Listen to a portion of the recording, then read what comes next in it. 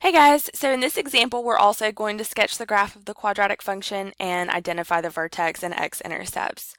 And here you can see our function we're given is f of x equals negative x squared plus 2x plus 5. So here we're given our function in standard form, ax squared plus bx plus c, and we can see our a would be negative 1, our b is 2, and our c is 5. So we want to change this from standard form to vertex form, so that way we can clearly see where our vertex HK, the ordered pair HK, is, and we can graph it from there.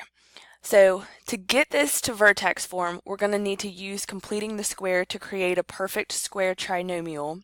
So some trinomial, three terms, where there is a binomial times itself. So that way we can write it the binomial squared. That would give us the perfect square trinomial. So to start this off, we are going to group our first two terms together. And now when I'm doing this, I'm not taking out the GCF. I'm simply going to factor out that negative. So that'll give us negative x squared minus 2x. And then I'm going to say plus blank minus blank. And then I'm going to bring down this plus 5. So whatever number goes in the blank is going to be the same exact number, because if I add a certain number and then I turn around and subtract it, it's like I never changed the value of the original expression. So the number that goes in the blank is half of your b squared.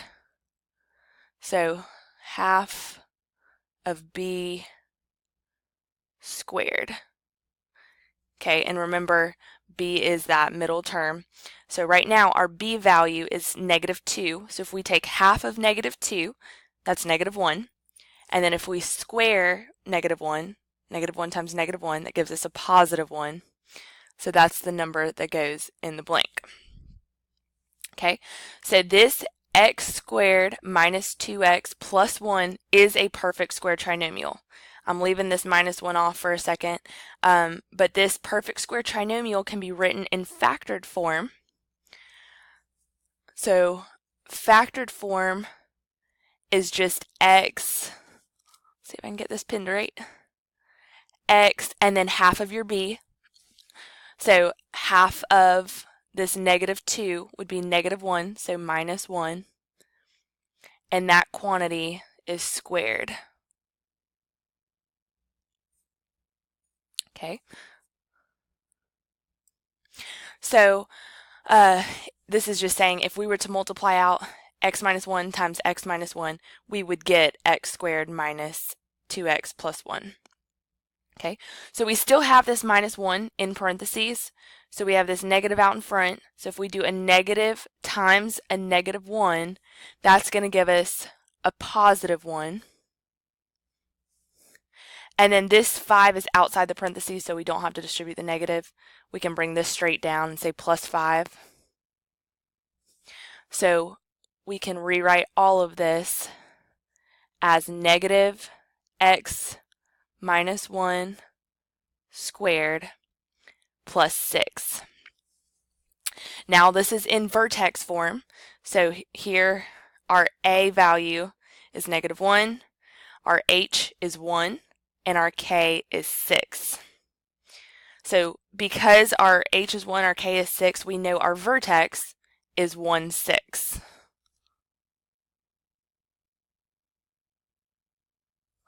Okay, so we can plot that. 1, 2, 3, 4, 5, 6. All right. And then the only other transformation from our parent function, because this shifted it over, is this negative a value is going to reflect our function about the x-axis. So it's going to flip over upside down. So typically, our parent function were 0, 0, 1, 1, 2, 4, 3, 9, and so on. So instead of going over and up, we're going to go over and down. So over 1, down 1, over 2, down 4, over 3, down 9, Bear with my computer points. And then we're going to reflect those. So over 1 down 1, over 2 down 4, over 3 down 9. I'm just squaring the relationship between the x and the y. Now I'm going to connect those points. All right, so here's our graph, and our last task is to identify the x-intercepts.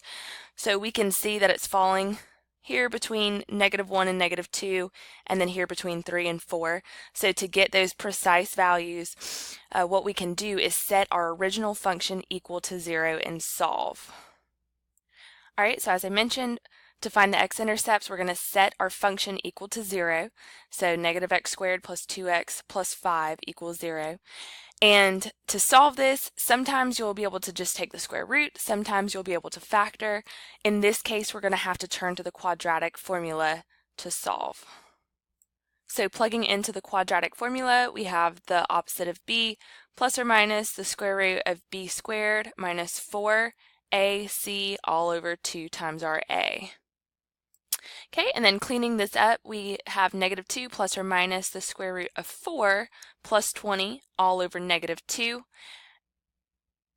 And then combining like terms, this 4 and this 20, we now have the -2 plus or minus the square root of 24 all over -2. So just a couple more steps. We can simplify that radical. The biggest square that goes into 24 would be 4. And 4 times 6 is 24. So if we take the square root of that 4, we're going to get 2.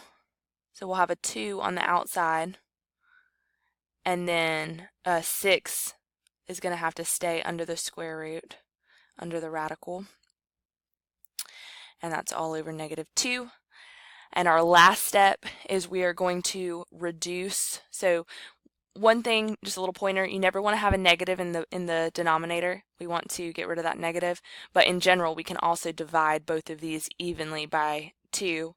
So we're going to divide each of these terms by -2. So -2 divided by -2, that gives us 1. And then plus or minus. And then here, this will just give us give us plus or minus 1, and we don't have to write that 1 because it'd be 1√6 or just √6. Okay, so our x-intercepts are going to be at 1 plus √6, 0, and 1 minus √6, 0. Those are the exact values.